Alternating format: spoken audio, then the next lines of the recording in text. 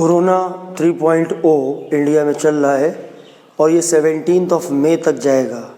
Corona period में हम लोगों ने एक नाम बहुत बार बार सुना शुरू से ही, फ्रॉम 24 मार्च। तो आपने जो नाम सुना उसका नाम है सैनिटाइज़र। सैनिटाइज़र एक आइटम मैंने आपको बोला, सैनिटाइज़र। अभी मैं इस पे आऊँगा कि मैं कहना क्या चाह रहा हूँ। नंबर 2, अभी आपने देखा कि 3-4 दिन पहले वाइन शॉप खोल दी गई और आपने देखा कि कितनी मारा मारी, कितनी भीड़ और सोशल डिस्टेंसिंग बुरी तरह से डैमेज हुई। तो ये 2 चीज़ें इस कोरोना पीरियड में सभी बच्चों के सामने आई, एक सैनिटाइज़र और दूसरी वाइन। मैं तीसरी एक चीज़ और ऐड करना चाहता हूँ और वो है आपका क्या कहते हैं, स्प्रिट। आप जानते हो कि घाव वगैरह, वुंड्स वगैरह होते हैं तो उसको साफ़ करने के काम में आता है। तो तीसरी चीज़ मैंने उसका नाम लिया। आप बच्चों क्या बता सकते हो कि what is common between sanitiser, wine, spirit, perfume, deo? What is common feature between them? Think about it. अगर समझ गए हो तो अच्छी बात है, नहीं तो इन सब में कॉमन जो फीचर है वो है एल्कोहल। दोस्तों, मैं केमिस्ट्री गुरु विष्णु आज क्लास 12th के लिए एल्कोहल फुल चैप्टर लेके आया हूँ। मैं आपको एक बात बता दूँ कि alcohol as a single chapter book में नहीं गिवन है, but this is not good. तो इसीलिए मैं एल्कोहल, फिनॉल, ईथर में एल्कोहल का एक वीडियो, फिनॉल का एक वीडियो, ईथर का एक वीडियो, तो हमारा काम कंप्लीट होगा। तो आज हम आपको एल्कोहल के बारे में बताने जा रहे हैं और ज़रा मैं पहले आपको कुछ चीज़ों के बारे में बताता हूँ। जैसे देखिए, सैनिटाइज़र जो होता है उसमें इसका यूज़ होता है, इसका नाम है आइसोप्रोपाइल एल्कोहल। ये सैनिटाइज़र में यूज़ होता है और कहा जाता है कि सैनिटाइज़र में कम से कम 70% और मोर इसकी परसेंटेज होनी चाहिए। तो ये यूज़ किया जाता है हमारे सैनिटाइज़र्स में, हाथ धोने के लिए यूज़ किया जाता है। दूसरा हमारा जो इथेनॉल, C2H5OH, ये हमारा वाइन में, यही है स्पिरिट। अब देखिए, स्पिरिट भी एक तरह से सैनिटाइज़र का काम कर सकता है ज़रूरत पड़ने पर। यही आपका स्पिरिट हो गया, यही आपका वाइन हो गया, यही आपका परफ्यूम में यूज़ किया जाता है, यही आपका डिओड्रेंट्स में होता है। तो आज का हमारा चैप्टर एल्कोहल है और एल्कोहल के बारे में हम जानते हैं कि पहली चीज़ हम समझते हैं कि व्हाट इज़ एल्कोहल। तो हमको ये लिखना है कि compounds containing OH functional group या ग्रुप्स आर कॉल्ड एल्कोहल्स। हम उनको एल्कोहल बोलते हैं, ऐसे कंपाउंड जिनमें फंक्शनल ग्रुप OH होता है। मैंने ये एग्जाम्पल लिया, इसका नाम है इथेनॉल। ऐसे जैसे हमने CH3OH लिया, इसका नाम है मिथेनॉल। बड़ा इंपॉर्टेंट ये चीज़ें, बड़ा इंपॉर्टेंट फंक्शनल ग्रुप है। नेचर में भी बहुत पाया जाता है मिथेनॉल, OH ग्रुप नेचर में भी बहुत पाया जाता है। ये आपका वाइन में है, इसी की दीवानी है दुनिया, इसी को पीने के चक्कर में है ना। हुई महंगी बहुत ही शराब, थोड़ी थोड़ी पिया करो। और बड़े दिनों के बाद मिली है ये दारू, दे दारू दे दारू, यही है। या फिर 80s में अमिताभ बच्चन जब एक जलवा रहता था सुपरस्टार का, अमित जी सभी लोग आप लोग जानते हो, तो उस समय अक्सर दिखाया जाता था कि एक यहाँ पर एक गोली लगी और गोली लगने के बाद वो एक गरम करके चाकू लाया, हीरोइन आई, उसने यहाँ पर कट किया, उसको निकाला और उस पर एल्कोहल डाला। एल्कोहल एक ज़बरदस्त आपका जो है मटेरियल है जो कि एंटीबैक्टीरियल, एंटीवायरल वगैरह के तौर पे यूज़ किया जाता है। लेकिन ये पीने से कोरोना नहीं मरता है, ये हाथ में हम लगाएंगे तो हाथ में जो कोरोना होगा वो मरेगा। जैसे सोप से हाथ धोते हैं उससे कोरोना मरता है। अगर हम सोप के पानी को पी जाएंगे तो हमारी तबीयत खराब हो जाएगी। तो शरीर में लगाना अलग चीज़ और पीना एक अलग चीज़। खैर, तो ये मैंने आपको अल्कोहल की एक डेफिनेशन बताई है। इसका आप फटाक से स्क्रीनशॉट ले लीजिए और इसको मैं इस चैप्टर को पूरा लेके चल रहा हूँ। अगर आपने अभी तक सब्सक्राइब नहीं किया हो तो प्लीज़ आप सब्सक्राइब करिए और बेल आइकन ज़रूर प्रेस करिए ताकि आपको, और अभी तुरंत कर दीजिए, पहले रोकिए वीडियो और जाइए और उसको पूरा करिए और पूरा वीडियो देखा करिए, स्किप मत किया करिए, नहीं तो कोई फ़ायदा नहीं है। आप ध्यान से पढ़िए, आराम से पढ़िए, भरोसा मिले तो जुड़िए और नहीं भरोसा मिले तो कोई ज़रूरत नहीं है वीडियो खोल के अपना समय बर्बाद करने की।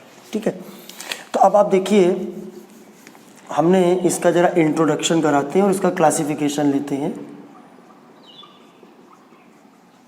क्लासिफिकेशन में हमारा 3 इसमें मेन टाइप है। एक पहला हमारा आया मोनोहाइड्रिक अल्कोहल। मोनोहाइड्रिक अल्कोहल का मतलब है जिसमें कि एक OH ग्रुप हो, ओनली 1 OH ग्रुप हो, वो हमारे मोनोहाइड्रिक अल्कोहल होते हैं।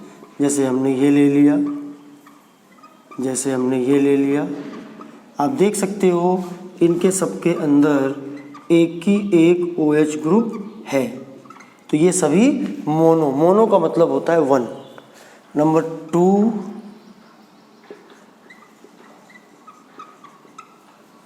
Number 2 dihydric alcohol. Dihydric alcohol में क्या होता है कि इसमें 2 OH ग्रुप्स होते हैं। जैसे मैंने एक ये एग्जाम्पल ले लिया, ये बहुत पॉपुलर एग्जाम्पल है, ये कार वगैरह में कूलेंट के तौर पे यूज़ किया जाता है। इसका नाम है इथाइलिन ग्लाइकॉल। और फिर तीसरे नंबर पे हमारा आया ट्राईहाइड्रिक अल्कोहल। इसमें 3 OH ग्रुप होते हैं और इसका जो हमारा एग्जाम्पल है वो है ग्लिसरीन। ठीक है, तो ये आपका मोनोहाइड्रिक अल्कोहल, डाईहाइड्रिक अल्कोहल और ट्राईहाइड्रिक अल्कोहल का ये हमारा क्लासिफिकेशन हो गया। स्क्रीनशॉट इसका भी ले लीजिए आप। उसके बाद अब आपको मोनोहाइड्रिक अल्कोहल की भी कैटेगरी आपको पढ़नी पड़ेगी कि मोनोहाइड्रिक अल्कोहल कितने तरह के होते हैं, इसको भी आपको जानना पड़ेगा। और ये बहुत हमारे लिए अहम है। प्राइमरी है, सेकेंडरी है, टर्शरी है, 3 तरह के ये होते हैं। तो अगर हम, आपको पता है कि मोनोहाइड्रिक अल्कोहल का मतलब है जिसके अंदर एक OH हो। ये 3 तरह के होते हैं। पहला होता है प्राइमरी और 1 डिग्री अल्कोहल, और जो प्राइमरी और 1 डिग्री अल्कोहल होता है इसके अंदर RCH2OH ग्रुप होता है। जिसके अंदर CH2 ग्रुप हो वो आपका प्राइमरी और 1 डिग्री अल्कोहल हुआ। आप इसको ध्यान से देखिए, थोड़ा शोर हो रहा है इसलिए मैं वीडियो को फ़िलहाल रोक रहा हूँ। देखिए, ये प्राइमरी अल्कोहल में RCH2OH मैंने लिखा है। जैसे आप CH3CH2OH ले सकते हैं, ये आपका है इथेनॉल। मतलब इसकी पहचान क्या है, इसके अंदर CH2OH ग्रुप होना चाहिए। इसको प्राइमरी कहें या 1 डिग्री कहें। और ये दूसरे नंबर पे हमारे आ गए सेकेंडरी या 2 डिग्री अल्कोहल। अभी सेकेंडरी में आपको ये डिज़ाइन याद कर लीजिए, ये डिज़ाइन, ये आपका सेकेंडरी अल्कोहल है। RCHOH, इसमें आपको CHOH पे फोकस करना है। इसमें CH2OH होता है फंक्शनल ग्रुप, इसमें मेन CHOH ग्रुप होता है। इसका नाम है आइसोप्रोपाइल अल्कोहल। ठीक है ना। अगर हम यहाँ पर R की जगह पे CH3 लगा दें, जैसे हमने यहाँ पर CH3 लगा दिया और यहाँ पर हमने CH3 लगा दिया, ये हो गया। अभी तीसरे नंबर पे हमारा आया टर्शरी और 3 डिग्री अल्कोहल। इसमें होता है, ये हमारे 3 R होते हैं और ये हमारा तो जैसे मान लीजिए हमने एक एग्जाम्पल ले लिया, R की जगह यहाँ CH3 लगा दें। देखिए ये मैंने 3 CH3 लगा दिए, ये COH हो गया। इसका नाम है टर्शरी ब्यूटाइल एल्कोहल। यानी कुल मिला के अगर हमें प्राइमरी, सेकेंडरी और टर्शरी को याद रखना है तो एक को आप ऐसे याद रखिए, ये 1 डिग्री या प्राइमरी हो गया। एक को आप ऐसे याद रखिए, ये 2 डिग्री हो गया। और एक को आप ऐसे याद रखिए, ये आपका 3 डिग्री या टर्शरी हो गया। तो इन तीनों की प्रॉपर्टीज़, कुछ जगहों पर प्रॉपर्टी आपको डिफरेंट नज़र आएंगी। इसका भी आप स्क्रीनशॉट ले लीजिए। ये मैंने आपको, देखिए अभी इनका इंट्रोडक्शन हमारा हुआ कि मोनोहाइड्रिक, डाईहाइड्रिक, ट्राईहाइड्रिक। मोनोहाइड्रिक जो होता है जिसमें एक OH ग्रुप होता है, डाईहाइड्रिक जिसमें 2 OH ग्रुप होता है, ट्राईहाइड्रिक जिसमें 3 OH ग्रुप होता है। OH ग्रुप की बड़ी डिमांड है नेचर में, जगह जगह चीज़ों में बिखरा पड़ा है। कार्बोहाइड्रेट है, उनके अंदर ढेरों OH ग्रुप है। एमिनो एसिड्स के अंदर भी आपको, मतलब OH ग्रुप आपको बहुत ज़्यादा कॉमन मिलेगा नेचर के अंदर। फिर मोनोहाइड्रिक अल्कोहल में प्राइमरी है, सेकेंडरी है, टर्शरी है। इसको आइडेंटिफाई करना ज़रूरी है कि एक तो इनमें जो रिएक्शंस होती है वो डिफरेंट थोड़ी हो जाती हैं, और दूसरे ये आपसे पूछा भी जाता है। तो ये हो गया इसका क्लासिफिकेशन हमारा। ये देखिए मेरा पहला परिचय इसके साथ, एल्कोहल के साथ हो गया। ये हमारा इंट्रोडक्शन हो गया। ठीक है, छोटी छोटी सब चीज़ें आप लीजिए।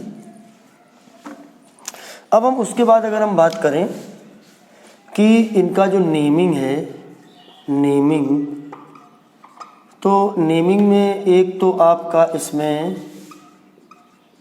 कॉमन नेमिंग है। अब कॉमन नेमिंग में इसमें 2 टुकड़े होते हैं।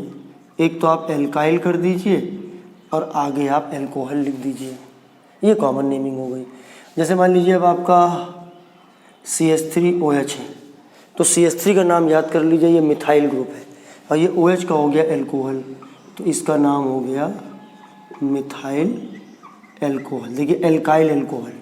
अगर मान लीजिए यहीं पर CH3 CH2OH है, या फिर मान लीजिए इसको ऐसे लिख दिया है C2H5OH, तो इसका नाम हो गया इथाइल एल्कोहल। तो ऐसे हम नाम करते हैं एल्काइल ग्रुप का नाम, और आगे हम एल्कोहल को उसमें जोड़ देते हैं। जैसे आप ये भी ले सकते हो कि जैसे ये आपका है CH3 CH3 CHOH। अब इसका जब हम नाम लिखेंगे तो इसका नाम होगा आइसोप्रोपाइल एल्कोहल, क्योंकि ये जो ग्रुप है इसका नाम आप याद कर लीजिए, इसका नाम आइसोप्रोपाइल एल्कोहल है। दूसरी जो इसकी नेमिंग है वो IUPAC नेमिंग है। आपको पता है कि आज के दौर में IUPAC नेमिंग ज़्यादा यूज़ होती है। हाँ, कॉमन नेमिंग का भी इस्तेमाल होता है, कम होता है, लेकिन दोनों आपको दोनों सीखनी ज़रूरी है। IUPAC नेमिंग में इसके लिए जो सफिक्स यूज़ किया जाता है वो लगता है ऑल। ऑल आप लगा दीजिए OH के लिए।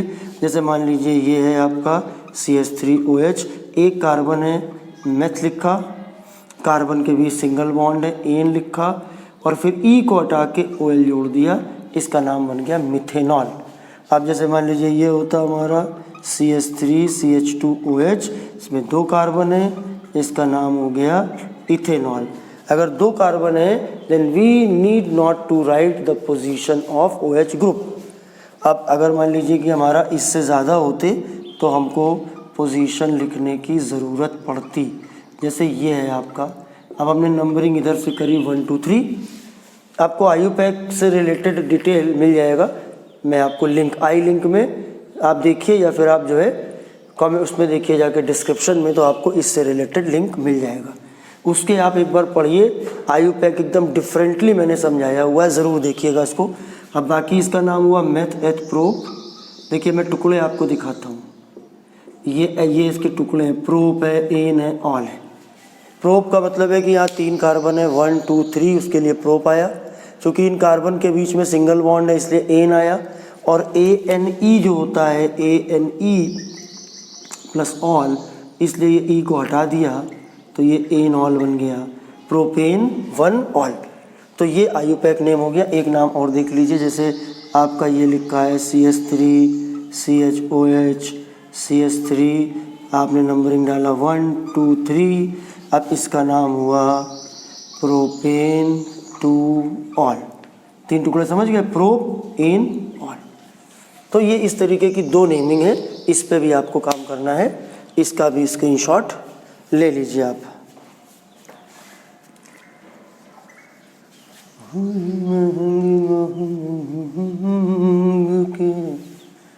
थोड़ी थोड़ी पिया करो कि देखिए गवर्नमेंट ने रेट भी बढ़ा दिए दारूबाजी के। आज की युवा पीढ़ी आप लोगों को बड़ा पसंद है, बड़ा क्रेज है कि स्मोकिंग हो, दारू हो, और दोनों कोरोना के लिए बहुत डेंजरस है। जो लोग इसको यूज़ कर रहे हैं उनके लिए कोरोना बड़ा घातक बन के सामने आता है। अच्छा, अब हम आगे अगर इसमें बढ़ें तो अब हम बात करें कि इसके अंदर आइसोमेरिज्म क्या क्या होती है, किस तरह की आइसोमेरिज्म इसके अंदर पाई जाती है। तो एक आपकी जो आइसोमेरिज्म है वो तो पाई जाती है इसमें पोजीशन आइसोमेरिज्म, पोजीशन आइसोमेरिज्म पाई जाती है। जैसे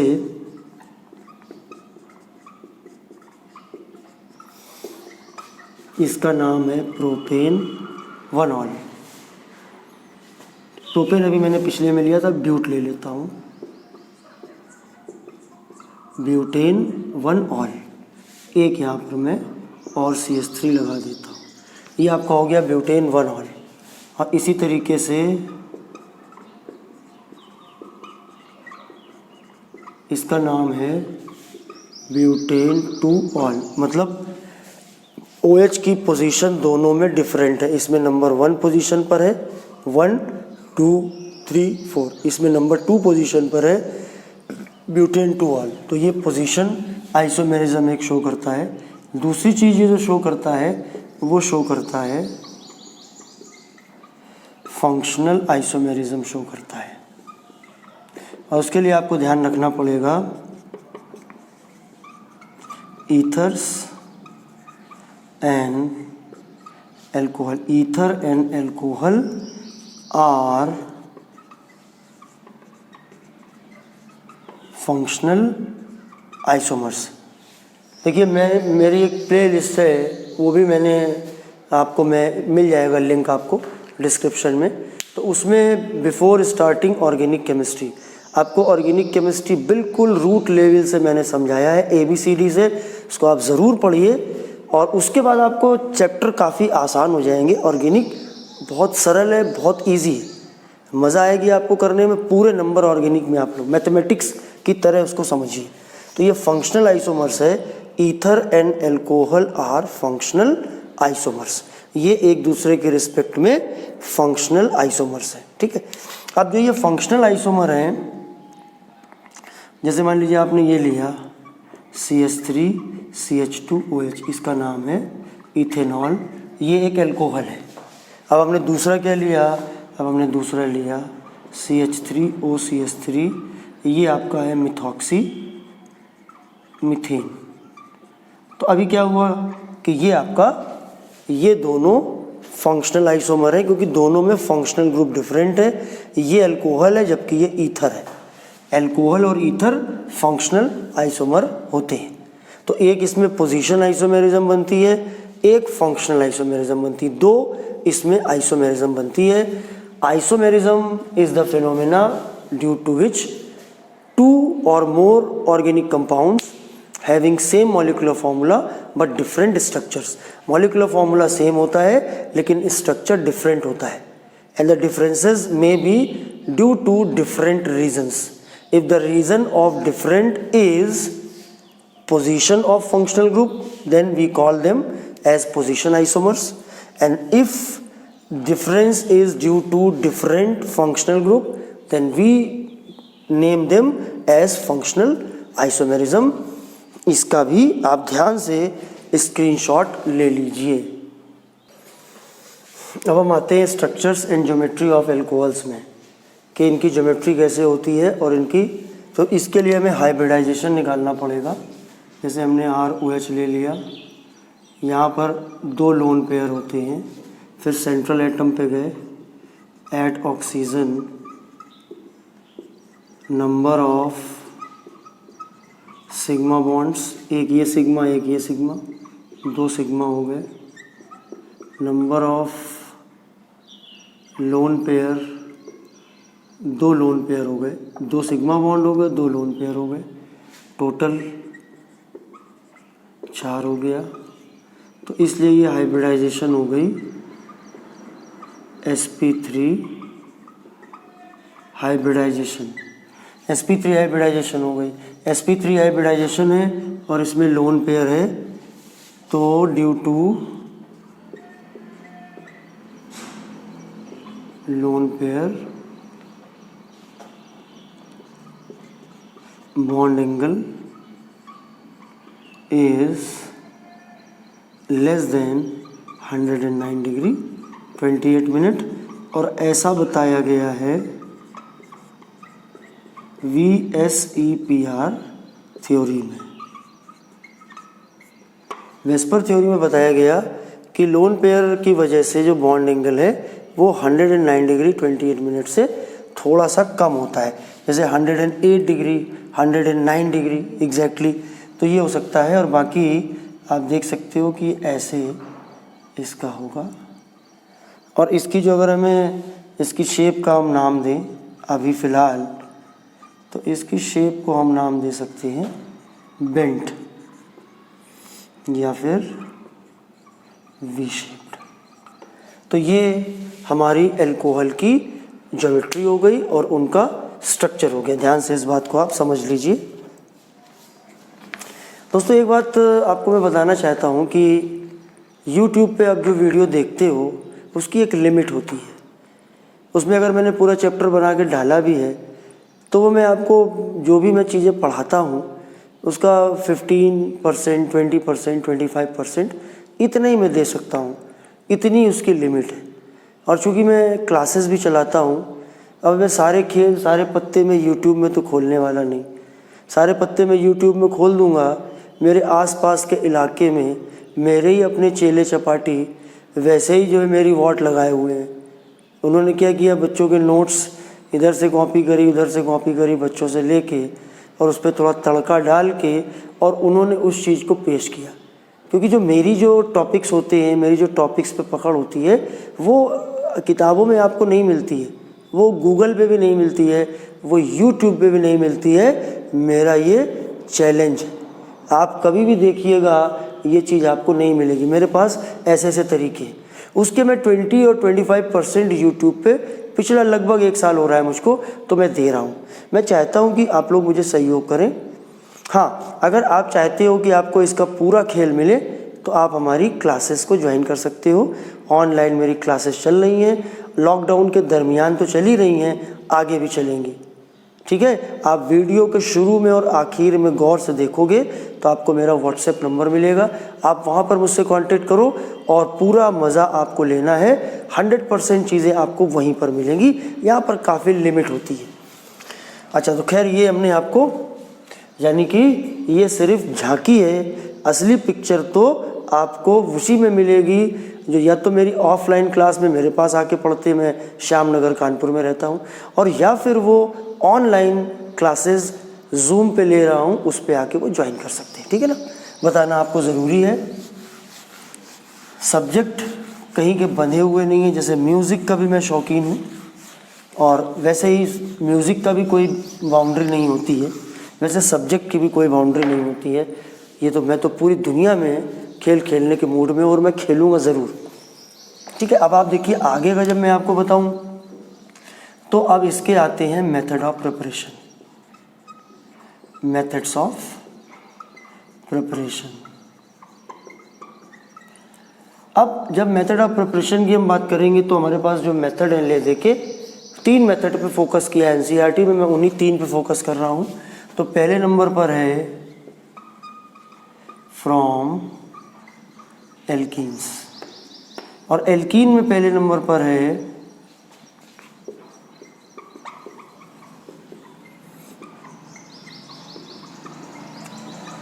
डायरेक्ट हाइड्रेशन ऑफ एल्कीन। अब भैया आप एक एल्कीन ले लो और इसके साथ आप इसका हाइड्रेशन करा दो, थोड़ा सा आप इसमें एसिड डाल दो, क्या होगा, यहाँ पर बॉन्ड टूटेगा, एक तरफ H जोड़ दो, एक तरफ OH जोड़ दो, ये बॉन्ड तोड़ दो, इसको टुकड़ा यहाँ से कर दो, एक तरफ H जोड़ दो तो ये CH3 बन जाएगा, सिंगल बॉन्ड, फिर CH2 के साथ OH जोड़ दो, ठीक है, तो ये बनेगा हमारा CH3 CH2 OH। अभी दूसरा हमने लिया, अब की बार हमने ये इसलिए लेता हूँ ताकि आप मार्कोनिकॉफ रूल यूज़ कर सको। अब देखिए यहाँ पर मार्कोनिकॉफ रूल लगेगा, ये पॉजिटिव है, जब भी मार्कोनिकॉफ रूल लगाना है प्लस माइनस ज़रूर लिखना है, पता तो चले एग्जामिनर को, आपको इम्प्रेस ही तो करना है। जैसे मैं टीचर हूँ तो मैं चाहता हूँ कि यूट्यूब में मैं बच्चों को इम्प्रेस करूँ, बच्चों को काम बिल्कुल ईजी लगना चाहिए। वैसे लगना ईजी तभी लगेगा जब आपको जैसा केमिस्ट ने बताया है उस टॉपिक के बारे में आप उसको वैसे समझोगे, ठीक है। तो अभी आपका क्या हुआ कि इसमें जो नेगेटिव पार्ट है वो लेसर हाइड्रोजन कंटेनिंग में ऐड होगा, तो यहाँ पर ऐड होगा, तो ये बन गया हमारा CH3 CHOH single bond CH3। तो ये देखिए हमारा डायरेक्ट हाइड्रेशन हो गया एल्कीन का। ये पहला मेथड हमारा ये हो गया, एल्कीन से पहला मेथड, एल्कीन का पहला मेथड। अब दूसरा है हाइड्रोबोरेशन ऑक्सीडेशन। अब देखिए मैं इसका आपको शॉर्टकट बताऊंगा, वो आपको करने में मज़ा आएगी। शॉर्टकट में ये होता है, जैसे मान लीजिए आपने ये लिया, अब हम नंबर 1 पे लिखा B2H6, इसका नाम है डाइबोरेन, और नंबर 2 पे लिखा ऑक्सीडेशन।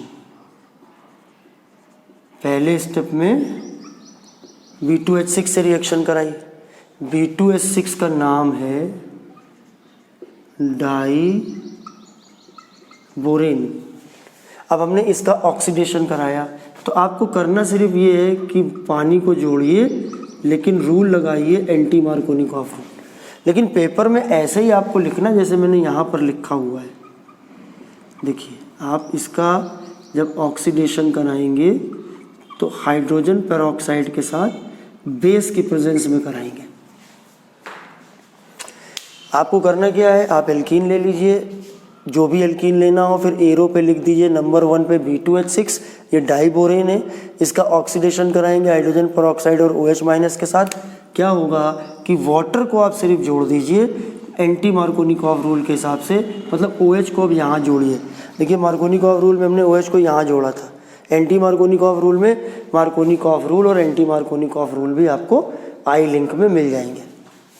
अगर नहीं मिला करे तो आप सीधे सारे मेरे वीडियो खोला करिए, एक बार देखा करिए, आप पढ़िए, आपको मज़ा आएगी। देखिए क्या होगा, CH3 CH2 CH2 OH, ये हमने बॉन्ड ब्रेक कर दिया, एक H जोड़ दिया यहाँ पे, OH यहाँ पर जोड़ दिया, क्योंकि एंटी मार्कोनिकॉफ रूल के हिसाब से जोड़ना था।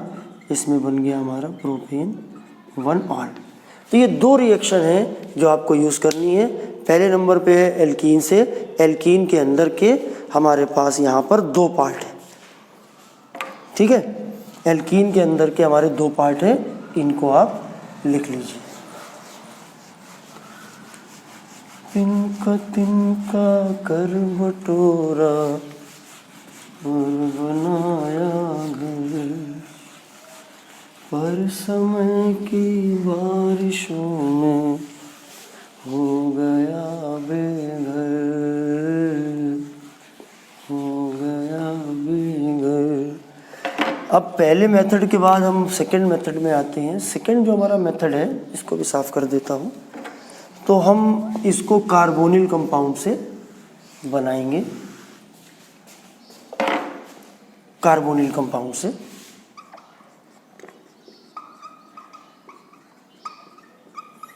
फ्रॉम कार्बोनिल कंपाउंड का मतलब एल्डिहाइड और कीटोन, कलेक्टिवली उनको एल्डिहाइड और कीटोन को हम कार्बोनिल कंपाउंड बोलते हैं। तो आप एल्डिहाइड ले लीजिए और कीटोन ले लीजिए, मैं आपको करके दिखाता हूँ रिएक्शन। इसको आप 2 कैटेगरी में डालिए। एक आपका हो गया कैटेलिटिक रिडक्शन। कैटेलिटिक रिडक्शन में हम हाइड्रोजन गैस पास कराते हैं, जैसे आप देखिए R CHO प्लस H2 और यहाँ पर हमने पैलेडियम ले लिया कैटेलिस्ट। हाइड्रोजन को जब हम पास कराएंगे तो ये वाला एक बॉन्ड देखिए ब्रेक होगा, एडिशन होगा, एक H यहाँ ऐड कर दीजिए, एक H यहाँ ऐड कर दीजिए, क्या बन जाएगा, R के बाद CH2OH बन जाएगा R CH2OH। देखिए ये हमारा एल्कोहल बन के तैयार हो गया और ये है एल्डिहाइड। अब मान लीजिए हमने लिया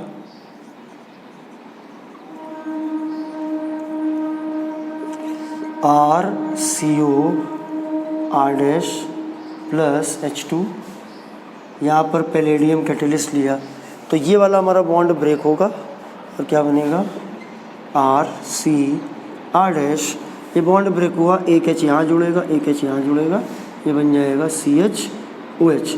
ये देखिए 1 डिग्री अल्कोहल बन गया और ये देखिए हमारा 2 डिग्री अल्कोहल बन गया, 1 डिग्री बन गया और 2 डिग्री बन गया। तो हम एल्डिहाइड और कीटोन से इस तरीके से बना सकते हैं। ये हमारा नंबर ए पे हुआ, ठीक है। और नंबर इसी में अगर हम एग्जाम्पल एक दो ले लें, जैसे मान लीजिए हमने ये ले लिया CH3CHO, इसका नाम है इथेनल, इसका हमने हाइड्रोजन पास कराया पैलेडियम के प्रेजेंस में, बॉन्ड ब्रेक किया, एक H यहाँ एक H यहाँ, बन गया CH3। और सरल क्या होता है, सरल ये होता है कि जो R की फॉर्म में मैं आपको बताऊं उनको आप याद कर लो, इनको आप मान के चलो कि भैया ये आपके जैसे मैथ होता है ना, वैसे ये फॉर्मूले हैं। अब R की जगह पर वैल्यू कुछ भी लिखी, जैसे देखिए R की जगह यहाँ CH3 लिखा है तो देखिए यहाँ पर R अपनी जगह मौजूद था, वैसे CH3 अपनी जगह मौजूद था। आपको पता है महाभारत आप लोग देख रहे होंगे तो वहाँ पर देखिए अर्जुन के निशाना कैसे लगते थे, वो लगाते थे बिल्कुल चिड़िया की आँख पे, वो उनका निगाहें जो रहती थी चिड़िया की आँख पे रहती थी।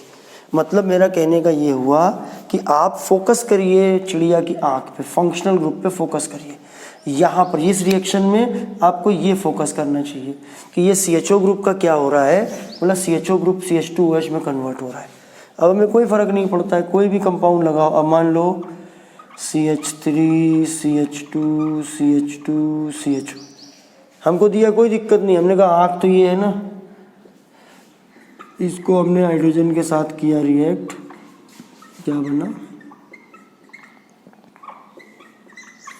देखिए यहाँ कोई फ़र्क नहीं पड़ा, यही हमारा है R।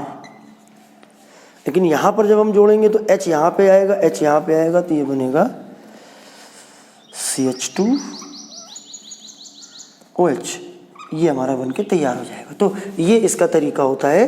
तो ये हमारा कार्बोनिल कंपाउंड से हुआ, ये कैटेलिटिक हमारा रिडक्शन हुआ, ठीक है ना। हमने यहाँ पर कैटेलिस्ट को यूज़ किया है, पैलेडियम को और हाइड्रोजन लिया है।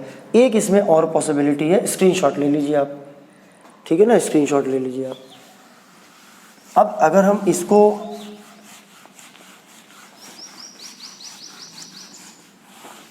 यूज़ करें सोडियम बोरोहाइड्राइड या फिर लिथियम एल्यूमिनियम हाइड्राइड, हम क्या यूज़ करने जा रहे हैं, NaBH4 या फिर LiAlH4। ये बड़ा दबंग है, बड़ा स्ट्रॉन्ग है, ये थोड़ा इससे कमज़ोर है। जब इसका हम यूज़ करेंगे तो देखिए कैसे होगा। अब हुआ RCHO प्लस, देखिए इनको हम एरो के ऊपर लिख देते हैं ऐसे, NaBH4। आज के समय में कोई पूछे ये दोनों क्या हैं तो आप क्या बताओगे कि दीज आर रिडक्टेंट्स। बोले ये क्यों हैं, मतलब what is the role of these reductants. तो ये हाइड्रोजन, नेसेंट हाइड्रोजन बनाने की फैक्ट्री, ये हाइड्रोजन सप्लायर है, इन्होंने हाइड्रोजन सप्लाई कर दिया। अब इसका असर क्या होगा कि ये बॉन्ड ब्रेक होगा, 2 H है, एक H यहाँ पर, एक H यहाँ पर ऐड हो जाएगा, क्या बनेगा RCH2OH बनेगा। और फिर मान लीजिए हमने ये ले लिया, यहाँ पे 2H कर दिया, under similar condition bond break होगा, एक H यहाँ जोड़ दीजिए, एक H यहाँ जोड़ दीजिए, बन गया RCHOH R'। ये देखिए 2 डिग्री बन गया और ये देखिए 1 डिग्री बन गया। ये हमारा दूसरा मेथड है फ्रॉम कार्बोनिल कंपाउंड्स। स्क्रीनशॉट फटाफट लीजिए, पूरे चैप्टर के वीडियो में काफ़ी बड़े वीडियो बन जाते हैं, आप पढ़ते चलिए उसको। तो ये हमारा सेकंड मेथड हुआ। हम तीसरा एक मेथड और ले सकते हैं, कार्बोक्सिलिक एसिड से भी इनको बना सकते हैं। तीसरा मेथड हमने लिया from carboxylic acid RCOOH plus 4H, हमने लिया यहाँ पर लिथियम एल्युमिनियम हाइड्राइड। क्या होगा, यहाँ से ये देखिए ब्रेक होगा, 1 H इस टुकड़े को आप दे देना, 3 H इस टुकड़े को दे देना। 3 H जब आप दोगे तो देखो R है, सिंगल बॉन्ड है, C है, इस C को 2 H दे देना तो C क्या बन जाएगा, CH2।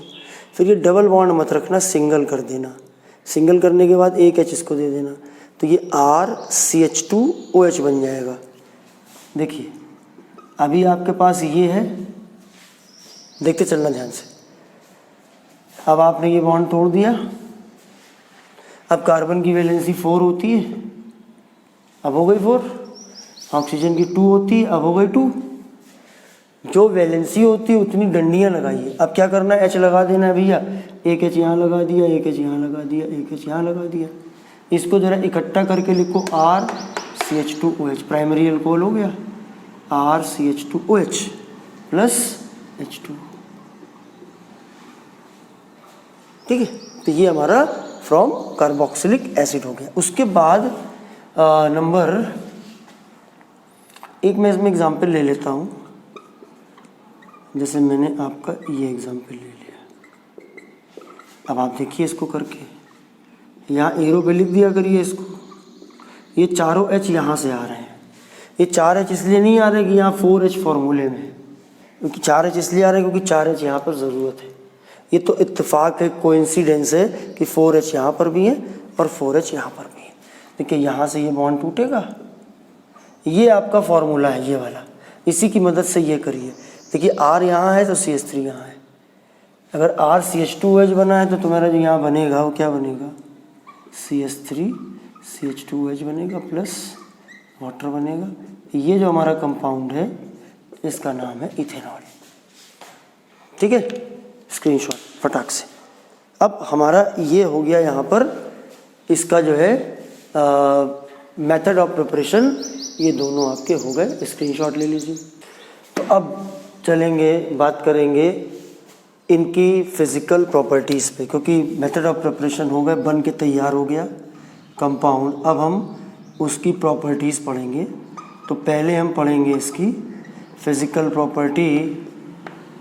अभी फिज़िकल प्रॉपर्टी में अगर हम छोटी छोटी बातें हैं, आप इनको लिखिए, बहुत कम सवाल पूछे जाते हैं फिज़िकल प्रॉपर्टी पे, लेकिन फ़िज़िकल प्रॉपर्टी अगर आप जानेंगे ना तो थोड़ा एक इंटरेस्ट पैदा होता है।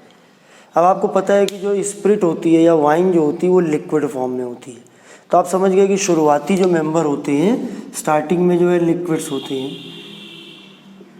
पहले लिक्विड्स होते हैं, उसके बाद हमारे सॉलिड्स मिलने लगते हैं। जैसे मिथेनॉल, इथेनॉल, प्रोपेनॉल, शुरुआत के 3-4 मेंबर लिक्विड होते हैं, उसके बाद सॉलिड मिलने लगती हैं। थोड़ा सा जो है पंजेंट स्मेल होती है, पंजेंट स्मेल होती है। और तीसरे नंबर पे आप ये समझ लीजिए कि कलरलेस होते हैं मोस्टली, ये सब रंग कोई नहीं होता है। ठीक है, और इसके अलावा जैसे अगर हम बात करें तो alcohols are soluble in water due to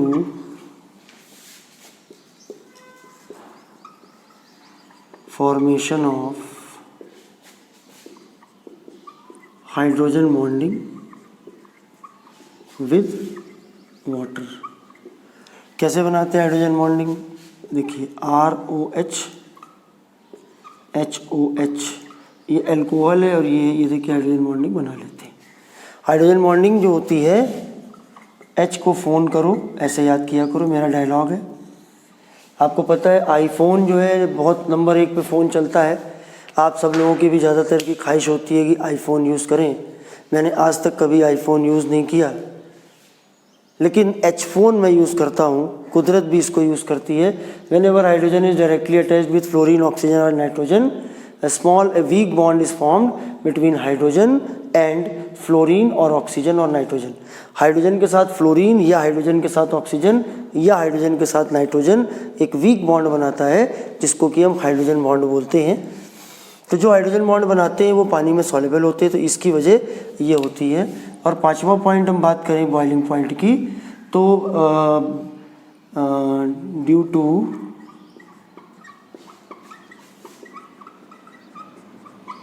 intermolecular hydrogen bonding alcohols have higher boiling point. Hydrogen bonding जिनमें भी होती है उनके बॉइलिंग पॉइंट ज़्यादा होते हैं। ये पानी में घुलने वाली बात नहीं है, ये आपस में ही बात है घुलने की। जैसे एक हमारा ROH है, ठीक है ना, एक हमारा ये मॉलिक्यूल है ROH। अब ये इसका पड़ोसी ROH, ये इसका पड़ोसी ROH, तो इनके बीच में ये हाइड्रोजन बॉन्डिंग हो जाती है। देखिए दोनों में फ़र्क है। यहाँ पे ROH है और ये HOH है। ये पानी है, एल्कोहल है। ये आपका एल्कोहल है, ये भी एल्कोहल है, ये भी एल्कोहल है। तो ये 5 प्रॉपर्टी हैं जो फिज़िकल प्रॉपर्टीज़। आप इसका भी स्क्रीनशॉट ले लीजिए। अब हम लोग एक तरह से आखिरी फेज़ की तरफ बढ़ रहे हैं और वो है इनकी केमिकल प्रॉपर्टी। और आगे मैं इसमें, और एक बात मैं हमेशा बताता हूँ और आप इस बात को कभी मत भूलिए, हमेशा याद रखिए कि जिनको हर जगह जलील किया गया, इनको केमिस्ट्री समझ में नहीं आती है, जगह जगह पर उनको ताने मिलते हैं कि तुझे केमिस्ट्री कभी आ नहीं सकती, उनके लिए मैं एक बात कहना चाहता हूँ, जिसका कोई नहीं उसका तो गुरु है यारों। मैं नहीं कहता यूट्यूब में लिखा है यारों, जिसका कोई नहीं उसका तो गुरु है यारों। तो भूलना नहीं, मैं आपके साथ खड़ा हूँ। इसमें कोई पैसे नहीं खर्च होते हैं, यूट्यूब पे कोई भी जाके पढ़ सकता है, इसलिए मैं अच्छे से अच्छे वीडियो बनाता हूँ। आप पढ़ते रहिए, एंजॉय करते रहिए। अभी हम आते हैं केमिकल प्रॉपर्टीज़ पर। केमिकल प्रॉपर्टीज़, इसको हम 2 हेडिंग के अंतर्गत पढ़ सकते हैं। 2 हेडलाइंस इसमें हम लेके चलेंगे। मैं आपको पहले हेडिंग समझा देता हूँ। केमिकल प्रॉपर्टीज़, कठिन नहीं करना है, जो सरल है वही सत्य है, और जो सत्य है वही शिव है। सत्य ही शिव है। बच्चों ये बात समझो, ये बात समझ जाओगे, ज़िंदगी संवर जाएगी आपकी। जो ट्रुथ है दैट इज़ लॉर्ड शिवा। आपको इस बात को समझना है। तो सरल इसको आप बना के चलिए। केमिकल प्रॉपर्टीज़ में एक तो देखिए रिएक्शन ऐसे होती हैं जहाँ पर देखिए ये वाला बॉन्ड क्लीवेज होता है, O और H के बीच का बॉन्ड क्लीवेज होता है, और B नंबर पे ये वाला बॉन्ड क्लीवेज होता है। अब दो चीज़ें आपकी हो गई जिसमें कि आपको 2 चीज़ें नज़र आती हैं। और एक चीज़ मैं आपको और बताना चाहूँगा कि जैसे ये OH ग्रुप है, इसके बाद ये कार्बन है, इसके बाद ये कार्बन है, तो ये आपका अल्फ़ा कार्बन है, ये आपका बीटा कार्बन है। तो इन दोनों का भी खेल होता है, यानी अल्फ़ा हाइड्रोजन का खेल भी होता है कुछ जगहों पर, और कुछ जगह पर बीटा हाइड्रोजन का भी गेम होता है। फंक्शनल ग्रुप से डायरेक्टली जुड़ा कार्बन होता है अल्फ़ा कार्बन, अल्फ़ा कार्बन से डायरेक्टली जुड़ा हाइड्रोजन होता है अल्फ़ा हाइड्रोजन। ये हमारा हो गया अल्फ़ा हाइड्रोजन, ये हमारा हो गया बीटा हाइड्रोजन। तो या तो ये रिएक्शन होगी, या तो ये रिएक्शन होगी, या तो ये रिएक्शन होगी। मैं आपको ये अलग अलग करके नहीं बताऊंगा, मैं 1 2 3 4 करूंगा। आप अपने हिसाब से डिसाइड करना कि किसमें कौन से हिस्से के बॉन्ड ब्रेक हो रहे हैं, ठीक है। तो चलिए मैं सबसे पहले नंबर 1 पे रिएक्शन ले रहा हूँ acidic character.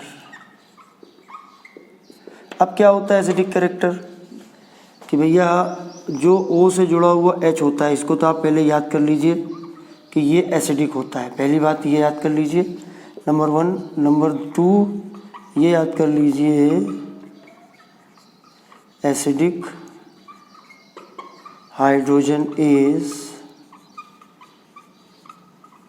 Replaced by metal. Acidic hydrogen हटेगा और उसकी जगह मेटल आएगा। देखिए मैं रिएक्शन आपको दिखाता हूँ। जैसे मान लीजिए आपका ये है CH3OH और आप इसकी रिएक्शन Na के साथ करा रहे हो,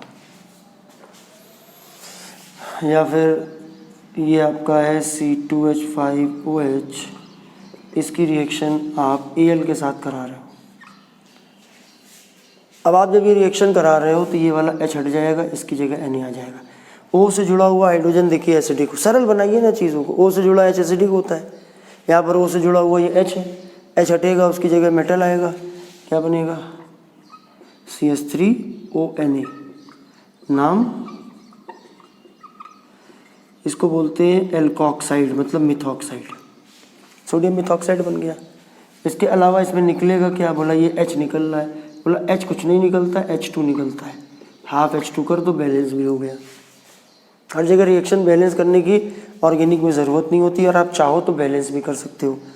अब एल्युमिनियम की वैलेंसी होती 3, और जबकि ये वाला H अगर हट जाएगा, मान लो ये अगर H हट गया तो इस ग्रुप की वैलेंसी क्या है, जो वैलेंसी फ्री है, वैलेंसी इसकी क्या हुई 1 हुई, ठीक है। तो इसकी जगह पर Al आएगा, कहानी कुछ ऐसे होगी C2H5O, इसकी वैलेंसी 1 है, इसके साथ जुड़ा Al की वैलेंसी 3 है, तो 3 यहाँ पर लगा देंगे हम चाहे तो इसको बैलेंस कर सकते हैं। देखिए यहाँ 3 कर दिया और यहाँ पे निकाल क्या दिया 3/2 H2। अब मैं ऑर्गेनिक पढ़ा रहा हूँ, अब मैं आपको इसमें बैलेंसिंग भी बताऊँगा तो 6 घंटे वीडियो बनाने में लगेगा। अलग अलग और वीडियो हैं, अलग अलग एस्पेक्ट्स होते हैं, उन पे काम करिए। इसका नाम हो जाएगा एल्युमिनियम इथॉक्साइड। समझ गए? स्क्रीनशॉट ले लीजिए इसका फटाक से।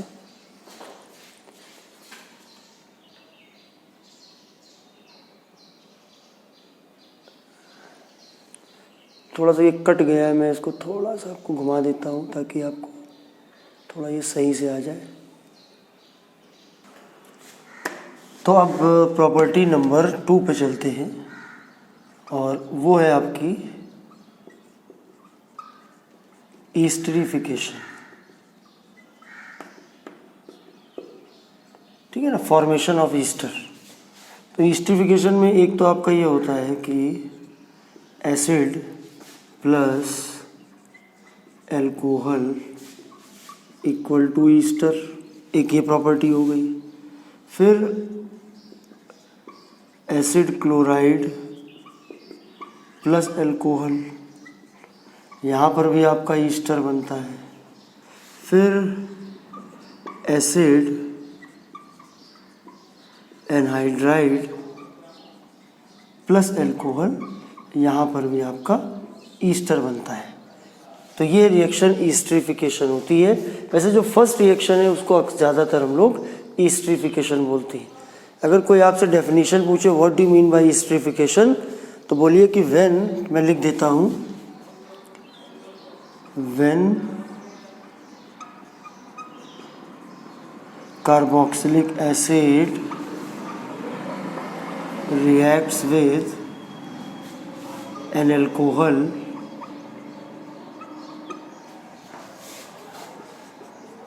ether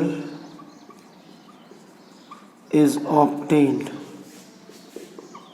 The reaction is called esterification. Main reaction ये हो गई। वैसे मैं आपको सबकी रिएक्शन करके दिखाता हूँ। जैसे देखिए मैंने पहली रिएक्शन आपकी ले ली, जैसे मान लीजिए RCOOH, अब हमने ये ले लिया R-OH। रिएक्शन पूरी तरह से रिवर्सिबल होती है और एसिड की प्रेजेंस में होती है। मैंने H+ लिख दिया। ये देखिए आपका हो गया कार्बोक्सिलिक एसिड और ये आपका हो गया अल्कोहल। अभी इससे याद कर लेना, इससे OH जाएगा और इससे H जाएगा। याद इसलिए कर लीजिए कि नहीं तो आप तो मैकेनिज्म लिखिए तब आपको पूरा खेल समझ में आएगा। अदरवाइज आप इसको याद कर लीजिए, OH और H मिलकर क्या बनाएगा, H2O बनाएगा। यहाँ पे मैंने प्लस H2O कर दिया। इसके अलावा जो हिस्सा है RCOOR' ये आपस में जुड़ जाएगा, COOR', और इसी को बोलते हैं एसिड ईस्टर, और इसी रिएक्शन को हम बोलते हैं ईस्टरिफिकेशन। ठीक है, ये मैंने आपको एक दिखाया रिएक्शन करके। स्क्रीनशॉट, फटाफट स्क्रीनशॉट लेते रहा करिए। मैं चाहूँ तो मेरा ये बोर्ड काफ़ी बड़ा है, मैं इसको पीछे से करके बना सकता हूँ, लेकिन अगर आपके पास में किसी के पास में छोटा मोबाइल है, उसके पास में मोबाइल बहुत अच्छी क्वालिटी का नहीं है, तो उसके लिए दिक्कत होगी। मैंने आपको बोला है कि मेरा मकसद आप सबकी मदद करना है, आपको अच्छी तरीके से सिस्टमेटिकली केमिस्ट्री सिखानी है। मैं कोई आपको IIT में या मेडिकल में सिलेक्शन कराने के लिए नहीं बैठा हुआ हूँ। पहले जब आपका बेस मजबूत होगा, पहले आप इस लायक बनो कि आप IIT और मेडिकल लेवल की तैयारी कर सको। ये मेरे अभी शुरुआत के, मेरा पहला ईयर है, तो मेरा पहले ईयर में मेरा ये मकसद है कि मैं बच्चों को उस काबिल बना दूं कि वो कंपटीशन लेवल में जाने के लायक बन जाए। जब वो लायक बनेंगे, जब उस लेवल का मेरे पास सब्सक्राइबर होगा, तो फिर मैं उन लोगों को उस तरीके के सब्सक्राइबर आएंगे, तब मैं उनको केमिस्ट्री लेवल ऊपर और ले जाऊंगा, IIT लेवल के लिए और नीट लेवल के लिए। अभी आप IIT लेवल, आपकी मान लिया स्टेयर्स हैं, मान लिया 20 स्टेयर्स है, 20 पर आप चढ़ेंगे तो टॉप पर पहुंचेंगे, IIT में या नीट में सेलेक्ट होंगे। अब क्या आप शुरुआत के 8 स्टेप नहीं चढ़ेंगे? ये आपके शुरुआत के 8 स्टेप्स के लिए। 8 स्टेप अगर मजबूती से आप चढ़ेंगे तो उसके ऊपर के 8 स्टेप चढ़ पाएंगे। समझ गए बात को? तो ये हमारा हो गया नंबर A पर। अब ये ईस्टरिफिकेशन हमारा चल रहा है। मैं ज़रा 2-3 आपको रिएक्शन पहले और बता दूं ईस्टरिफिकेशन से रिलेटेड, ज़रा देखते जाइएगा। जैसे कि मैंने लिया CH3COOH प्लस, ऐसे लिखने से थोड़ा रिएक्शन सरल हो जाती, बस ये है। ऐसे करके आप करेंगे, थोड़ा सा रिएक्शन आपकी सरल हो जाएगी, क्योंकि ये आपने यहाँ से OH ले लिया, खेल खेल में काम बन जाता है। OH और H मिला के वाटर बन के ये टुकड़ा आप निकाल दीजिए, इस टुकड़े बाकी हिस्से को आप जोड़ दीजिए। थोड़ी देर के लिए इस टुकड़े को हटाइए, हटाया आपने, H2O बन गया, ये टुकड़ा हट गया। अब उसके बाद C है, C के बाद सीधे ये O है, तो बन गया CH3COO C2H5। अगर इसी तरीके से हम मान लीजिए कि एसिड क्लोराइड ले लें, हमने ये ले लिया, इसका नाम है इथेनॉइल क्लोराइड प्लस, अब हमने लिया CH3OH। डरने का बिल्कुल नहीं। अब हम जब इसकी रिएक्शन कराएंगे, इसमें भी थोड़ा सा हमें एसिड ले लेना है, तो क्या होगा? अभी पायरिडीन भी ले लेते हैं कभी कभी, ठीक है ना, एसिड भी ले लेते हैं, बेस भी कभी कभी ले लेते हैं। फिलहाल एसिड लेके चलो, तो देखिए ये वाला टुकड़ा जो है, इसमें क्या होगा, ये वाला Cl और ये वाला H निकल जाएगा। और मान लीजिए हमने एक और कंपाउंड लिया, प्रैक्टिस करिए। अब आप सोचेंगे ऐसे ऐसे हर एक को लिख के करेंगे तो नहीं कर पाएंगे, ठीक है ना। Before starting organic chemistry play list ढूंढ के उसको पढ़िए अच्छे से, एक किनारे से, तब मजबूत होगी। बहुत ज़्यादा टाइम नहीं लगेगा। एक दिन में अगर आप एक वीडियो पढ़ोगे तो आपका 10 दिन के अंदर अंदर एकदम बेस मजबूत हो जाएगा। उसके बाद करिए ना आप आराम से। अच्छा, उसके बाद अब ये है हमारा, इसका नाम है इथेनोइक एनहाइड्राइड। अब इसके साथ मान लिया हमने रिएक्शन करानी है C2H5। अब मैं आपको दूसरी तरीके से इस बार लिख के दिखा रहा हूँ कि हर बार मान लिया आप लिखना भूल गए, ऐसे लिखा हुआ है, कोई दिक्कत नहीं है इसमें भी। देखिए ये यहाँ से बॉन्ड क्लीव होता है यहाँ से, और ये हमको पता है कि ये ऐसे जा रहा है। बस ये देखिए O है, O माइनस होता है, और यहाँ पर H है प्लस है, ये माइनस है, ये प्लस है। अब हम समझ गए कि O के साथ इस H को हमको जोड़ देना है। CH3COOH, ये आप निकाल दीजिए। क्या निकाला? CH3COOH निकाल दिया हमने। अब बाकी जो इसका CH3COOC2H5, यहीं से टूटा है बॉन्ड, ये O जुड़ेगा इसी से, क्योंकि यहीं से बॉन्ड टूटा है। तो क्या बनेगा? CH3COOC2H5। और अगर हम यहाँ पे चलेंगे तो CH3COOCH3 बनेगा CH3COO। वैसे पूरा स्ट्रक्चर बना के करना, स्ट्रक्चर बना कर दीजिए, या ऐसे कंडेंस फॉर्म में भी लिख सकते हो, प्लस H2। ठीक है, तो इन सब में आप देखिए ये भी ईस्टर है, ये भी ईस्टर, ये सब ईस्टर बन रहे हैं, ये सब के सब है ईस्टर। ज़्यादातर ईस्टर जो होते हैं उनमें फ्रूटी स्मेल होती है। ईस्टर क्रिश्चियन कम्युनिटी वाले एक फेस्टिवल भी है, और उसी तरीके से यहाँ पर ईस्टर जो है फ्रूटी स्मेल होती है ईस्टर के अंदर। तो ये हमारा दूसरी रिएक्शन हुई। वैसे ये दोनों रिएक्शन में O से जुड़ा हुआ H हटता है, आप देख सकते हो O से जुड़ा हुआ H हटता है।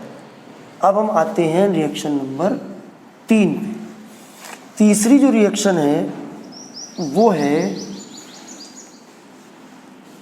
Cl की जगह पर OH को, OH की जगह पर Cl को कैसे लाते हैं। तीसरी रिएक्शन है, देखिए ROH से बनेगा RCl। अगर आपको OH की जगह पर Cl लाना है तो आप ये 3 केमिकल को यूज़ करोगे। इन 3 में से आप कोई एक यूज़ करोगे। Phosphorus trichloride, phosphorus pentachloride, thionyl chloride. मैं तीनों की सेपरेट रिएक्शन बता दे रहा हूँ आपको। ROH plus PCl3 RCl, OH की जगह पर Cl,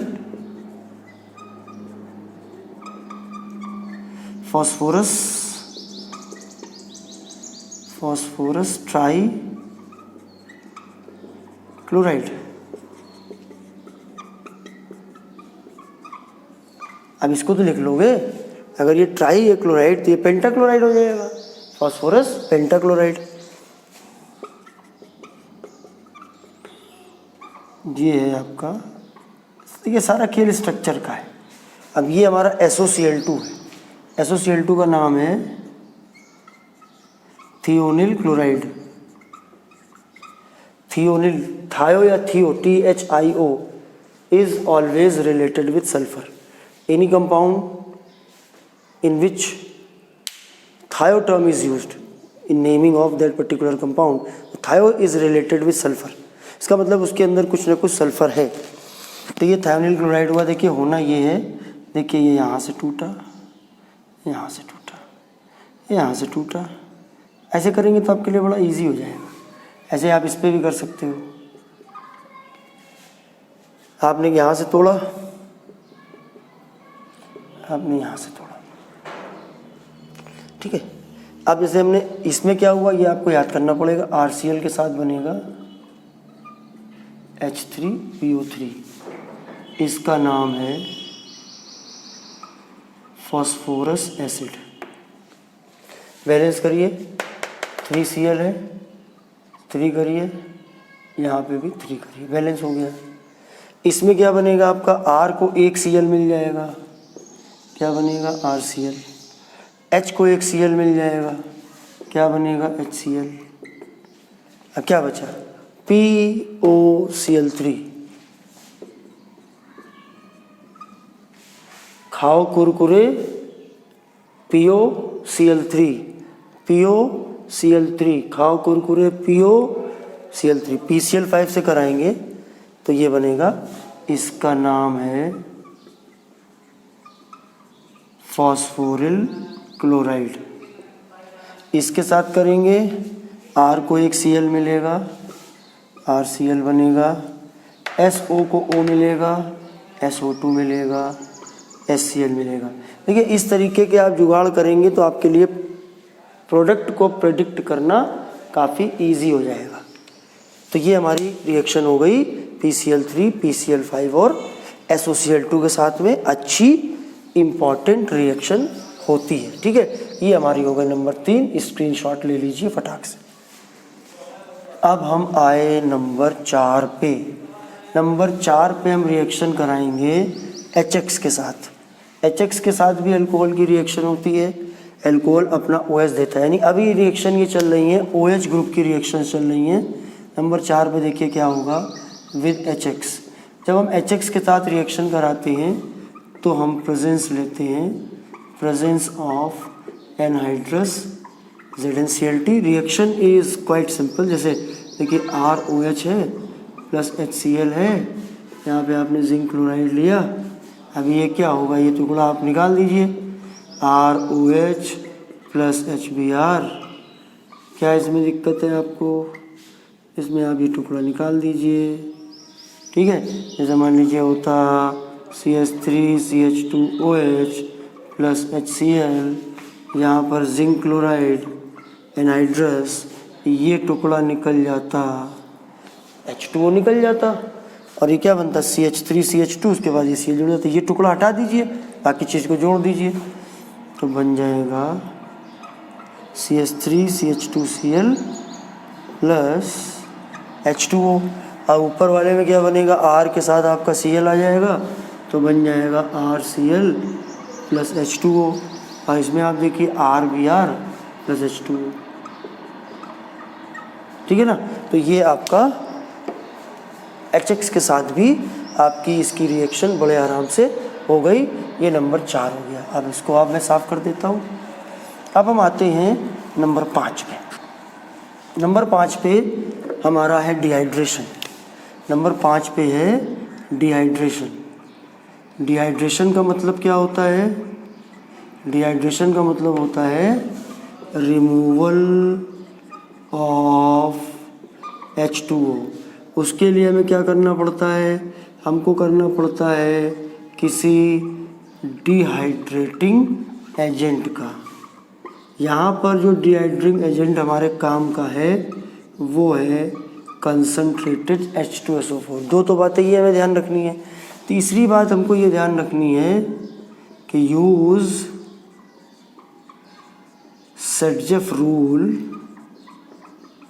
इफ़ रिक्वायर्ड। अगर ज़रूरत पड़े तो आप सेटजेफ रूल यूज़ करिए, मैं आपको सिखाता हूँ।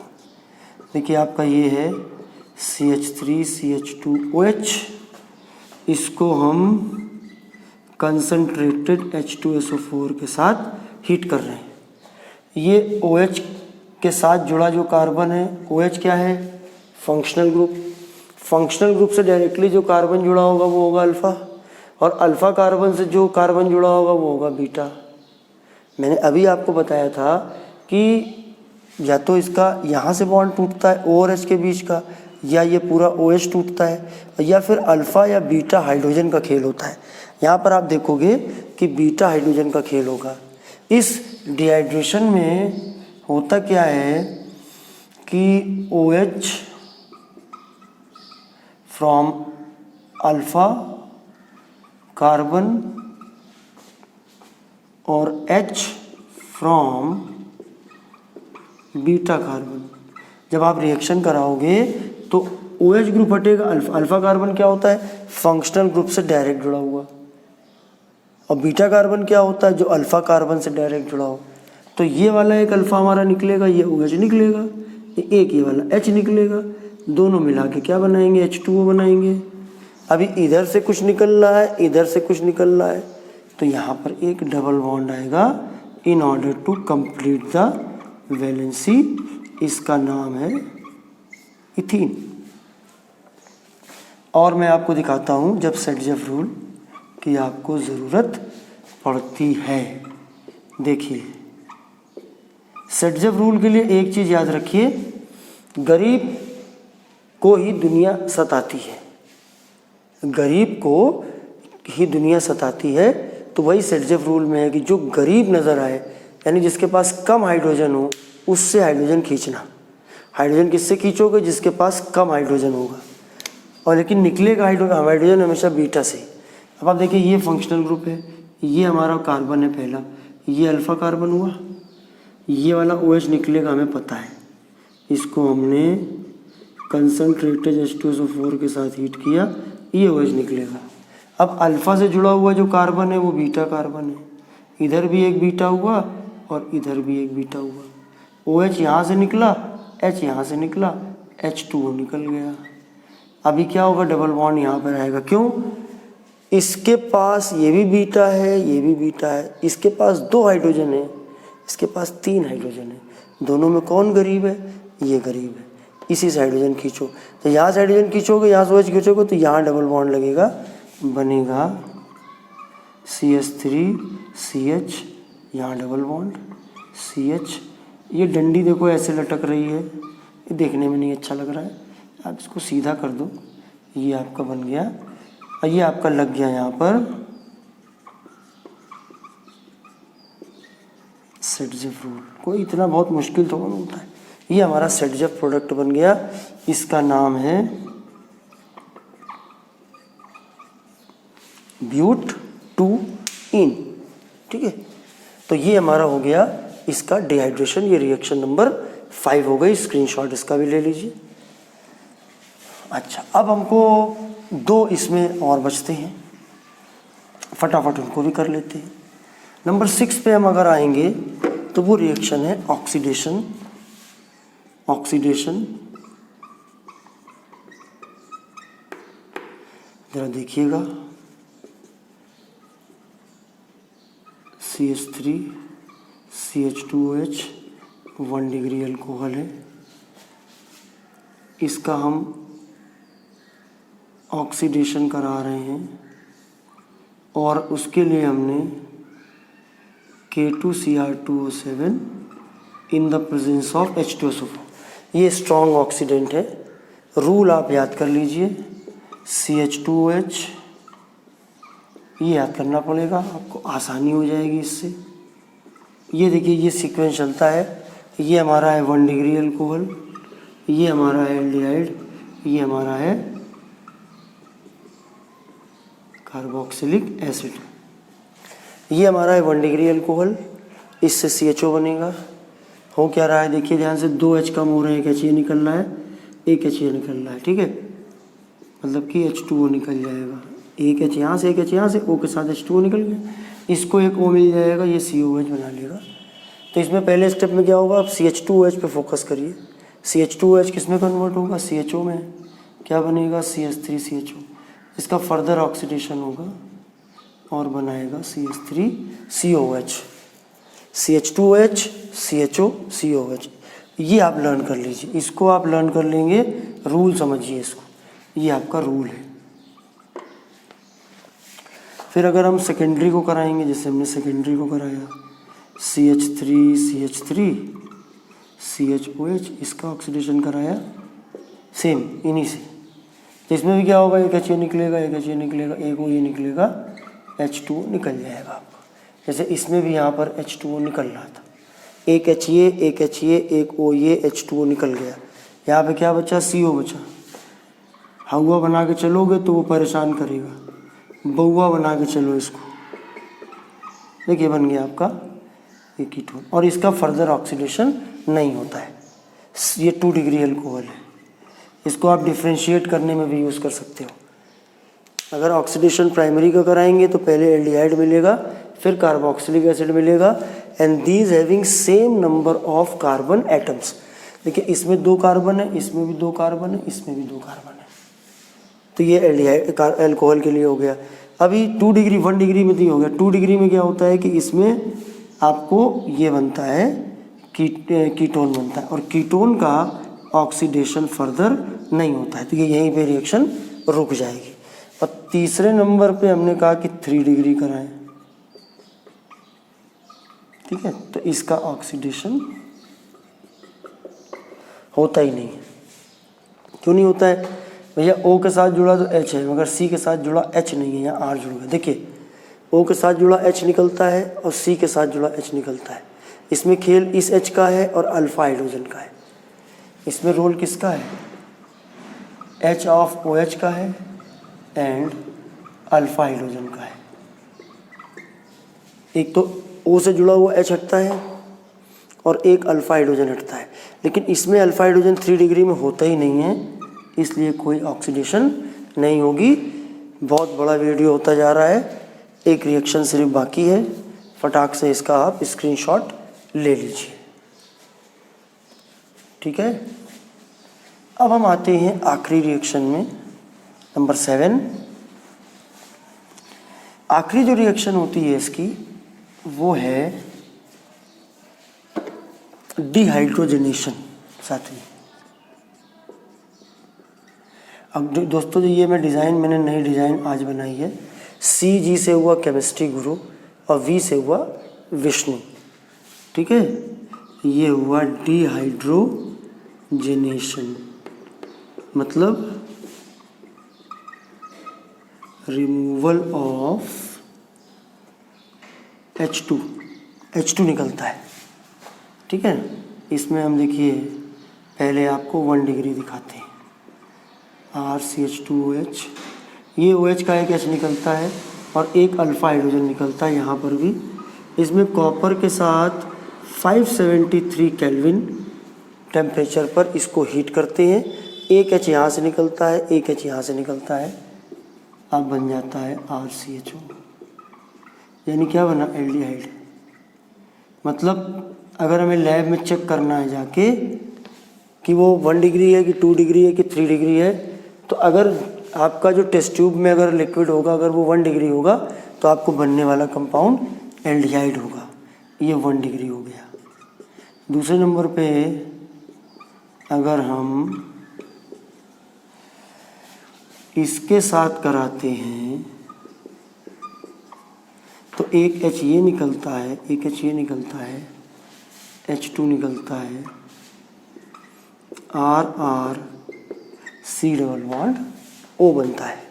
अगर हमारा भाई करना हमको क्या है, लैब में गए, जो भी हमें सैंपल मिला है उसमें थोड़ी कॉपर की फिलिंग्स डाली, उसमें थर्मामीटर लगाया, उसको हीट करना शुरू किया, 573 तक उसको हीट किया, और जैसे ही हम हीट करेंगे तो उसमें से हाइड्रोजन गैस निकलने लगेगी। हाइड्रोजन गैस हाईली इन्फ्लेमेबल होती है। अगर वो टेस्ट ट्यूब से बाहर निकलेगी तो माचिस की तीली लगा के, मैच बॉक्स को यूज़ करके, मैच स्टिक यूज़ करके हम देख सकते हैं कि कुछ उसमें बर्न हो रहा है कि नहीं बर्न हो रहा है। तो हाइड्रोजन निकल जाती है और ये बन जाता है कीटोन। अब अगर हम यहीं पर ये लेते हैं तो यहाँ पर बिल्कुल अलग रिएक्शन होती है, नो हाइड्रोजनेशन। इसमें हाइड्रोजनेशन नहीं होता है क्योंकि यहाँ से H की बजाय यहाँ से तो H निकलता है, अल्फा हाइड्रोजन है ही नहीं, due to absence of alpha hydrogen. तो ये आपकी हो गई। बाकी अगर हम यूजर्स की बात करें तो मैंने शुरू में ही आपको बताया था, एल्कोहल में जैसे मिथेनॉल होता है, मिथेनॉल इंडस्ट्री में ज़बरदस्त यूज़ होता है। ये एक तरह से ग्रीन फ्यूल, इसको आप मान के चलिए, बहुत सारी बैटरीज़ हैं उसमें यूज़ किया जा रहा है। मिथाइल एल्कोहल CH3OH से बहुत सारे केमिकल्स बनाए जाते हैं, तो बहुत एक इम्पॉर्टेंट इंडस्ट्री के लिए यूज़ होता है। इथेनॉल की बात करें, पूरा पेट्रोल हो गया आपका, वो तुम्हारा स्प्रिट हो गई आपकी, स्प्रिट में यूज़ किया जाता है, वाइन में यूज़ किया जाता है, मतलब एल्कोहलिक जो बेवरेजेस होते हैं उनमें यूज़ किया जाता है। और पूरा आपका देखिए एक होम्योपैथी इंडस्ट्री होती है, आप मीठी मीठी गोली खाते हो, उसके अंदर का भी जो पूरा खेल होता है वो भी इसी अल्कोहल का ही होता है। और इसके अलावा जो है मैंने आपको बताया आइसोप्रोपाइल अल्कोहल सैनिटाइज़र के तौर पे यूज़ किया जाता है। और ऊपर अगर हम हायर अल्कोहल में चले जाएंगे तो सोप वगैरह बनाने के लिए यूज़ होता है। तो ज़बरदस्त इसका रोल है अल्कोहल का, और ये मैंने आपको पूरा चैप्टर पढ़ा दिया। दोस्तों बस आज के लिए इतना ही, अगले वीडियो में फिर मिलेंगे कोई शानदार चीज़ लेके। तब तक दिल से बहुत बहुत धन्यवाद। जय हिंद।